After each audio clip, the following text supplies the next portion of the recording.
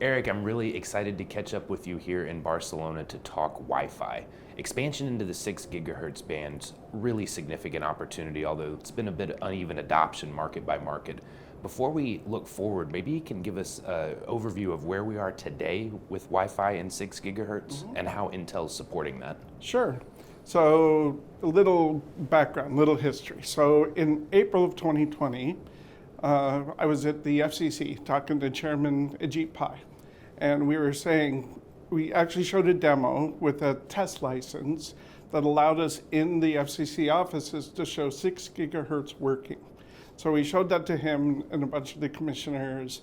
They were super excited about it. 4 months later, they approved the opening of the full 6 gigahertz in the US, and 6 months later, we shipped our first products. So obviously we'd been working on them quite years before, but the industry was really ready for this big inflection point in 6 gigahertz. So what we're seeing, so kind of 2 layers, right? What's happening in countries worldwide, and there's over 100 countries that support 6 gigahertz today. Some full band, like the US, some partial, either upper or lower 6 gig. There's 48 countries exploring 6 gig in general, and 45 more looking at the lower or upper bands. So we see good momentum, right? Especially in the 100 countries that have approved some. We see things like in Brazil, right, where they opened up everything, then they decided to maybe just do the upper, and now they're back to saying, well, maybe we'll leave it as is, right? So regulatory-wise, I feel like we're making good progress. Device-wise, over 12 million APs in the market, over 1 billion devices sold. So we're on our 4th generation of 6 gigahertz products, and we see about 50 to 60% of our mix today supporting 6 gig. By next year, it'll be the vast majority. Okay, so that's the background on the expansion into the 6 gigahertz band, and that came with Wi-Fi 6E. I appreciate the overview on the volume shipments on APs and clients. Now I want to talk a little bit about Wi-Fi 7, the current generation that we're on. Give us an idea of how that's ramping from a client perspective. Yeah, we're actually really pleased at the ramp. So the percentage of our 6E supported, or if you want to call it 6 gigahertz supported devices in Wi-Fi 7 is actually deploying ahead of previous gens. So we're probably in the neighborhood of 40-ish% of Wi-Fi 7.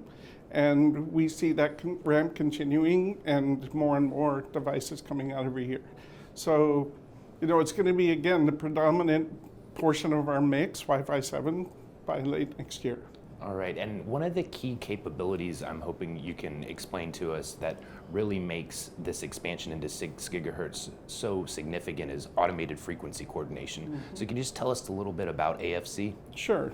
So part of using 6 gigahertz is there's incumbents in the market, right? Beyond the indoor use of Wi-Fi and 6 gig. Used for backhaul, for example, and some outdoor deployments that from Department of Defense, other types of places that are using the spectrum. So in order to ensure that when we're transmitting and using the 6 gigahertz at high power, so that you get the very best possible user experience, best data rate, et cetera, we've implemented a solution worldwide, country by country, called AFC. And essentially what that does is there's multiple providers, the WFA, Broadcom, Qualcomm, and a few other places, WBA, that own the rights to develop an AFC solution.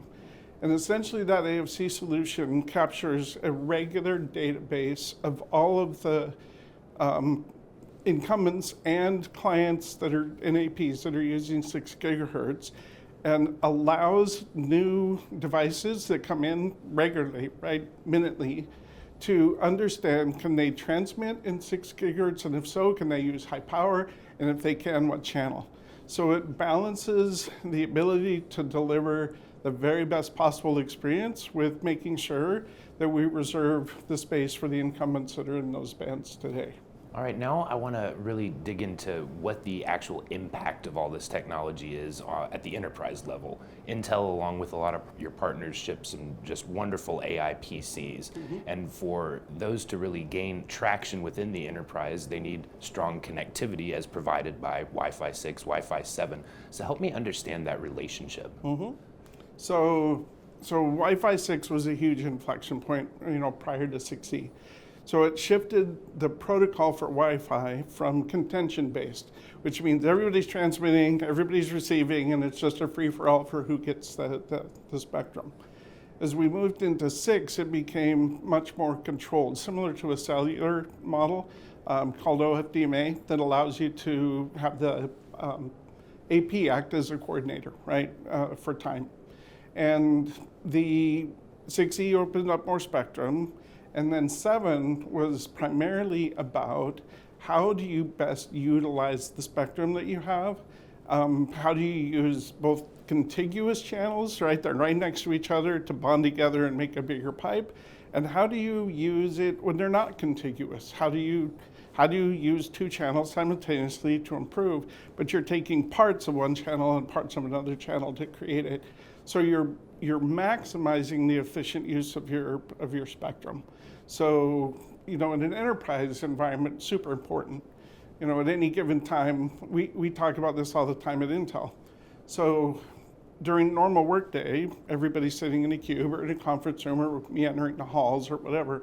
But there are times during the day where there's a gathering. Everybody gets into a place for a party or some sort of discussion, and suddenly that set of APs that's supporting that was supporting 30 users. Now there's 300 users standing there, right? And using, whether it's their phone or their tablet or PC or a headset, whatever the case may be.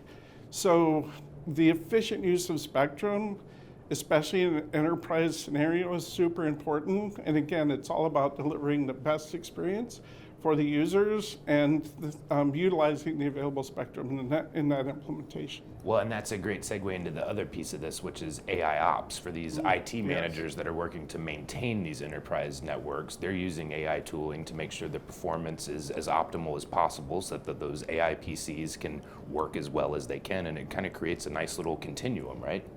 Correct. Yeah, one of the things we're excited about AI ops, in addition to what you just mentioned, is that one of the big problems that enterprise IT shops run into is user concerns or complaints about their connectivity, right?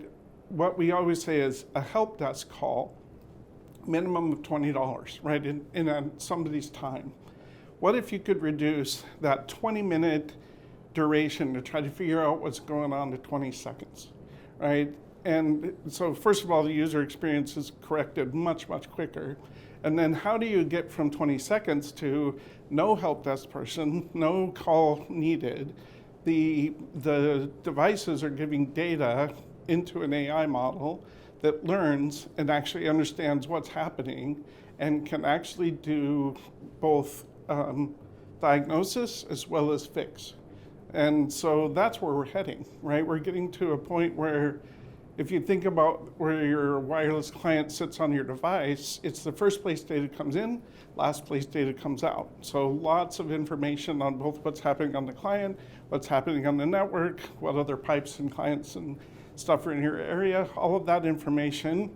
So we're heading towards a place over time using AI where you're going to deploy a driver fix because the help desk through AI and through their dashboard is getting, we saw an issue here, we saw an issue here. We've learned that it's localized to this AP or it's localized to this type of client. Oh, it's a driver problem. We need to update that, shoot the driver down, all done, right? And fixed, and person probably never even knew they had a massive, outage, which what it would be like today, right? So that's where AI PCs come in, is you can do that processing on the AP, you can do it in the cloud, but with an AI PC, you can do some of those workloads local, right? You can use the CPU, the GPU, the NPU. So the combination of those things is going to allow things like immediate fix to be realized in next year or two, I think. Really exciting time for Wi-Fi, really exciting time for AI PCs, really exciting time for Intel. I appreciate you sharing your perspective with me. Yeah, sure, thanks.